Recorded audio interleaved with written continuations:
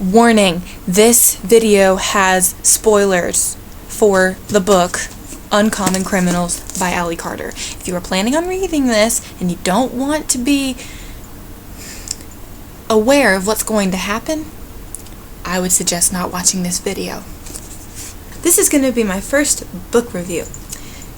Here I go.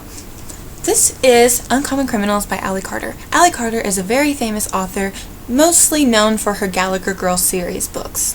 I have them on my shelf right behind me. Right there. Very talented author. This is her second book in her Heist Society series.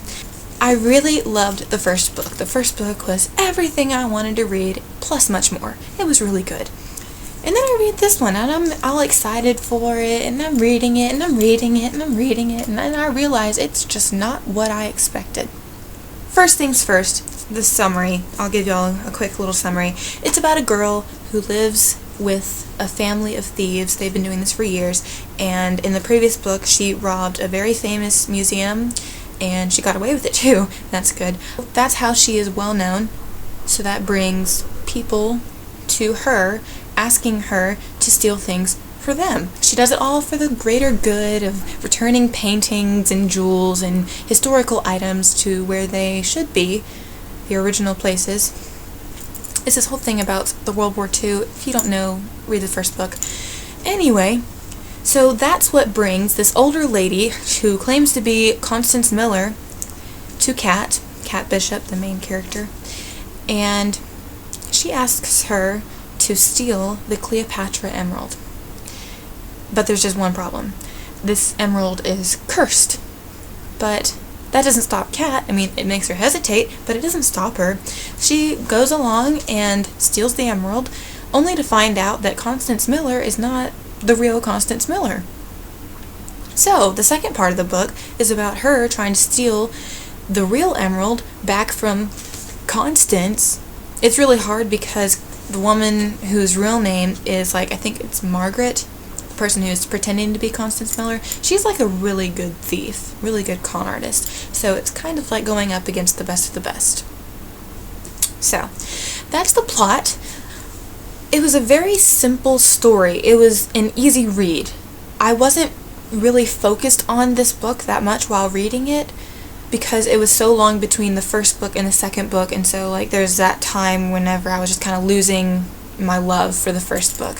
So I wasn't really paying much attention to it, but I still understood it. That's the problem.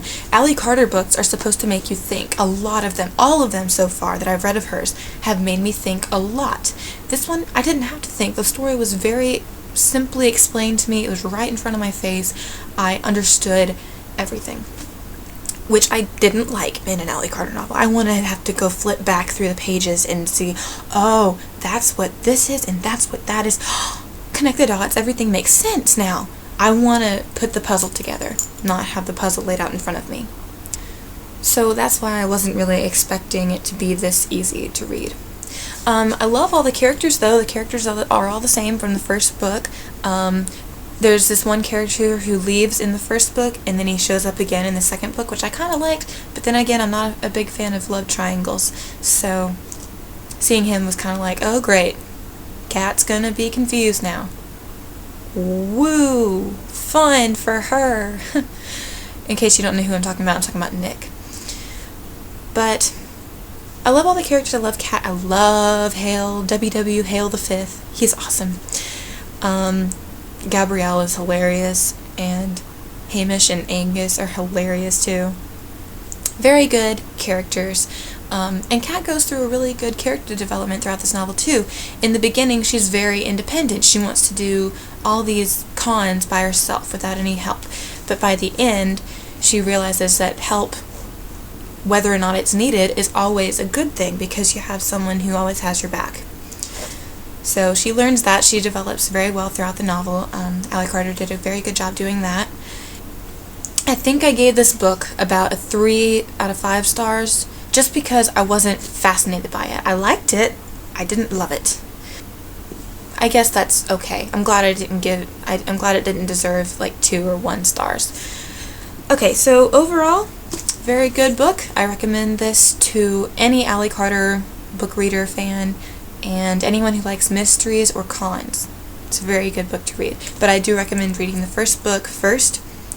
You don't have to, but you would know more about the characters. Okay, so that's it for the book review, and I think I'm going to do a little mini book haul right now because I just got back from shopping with my friend, and I got 2 books at very good prices, and I will show you them now.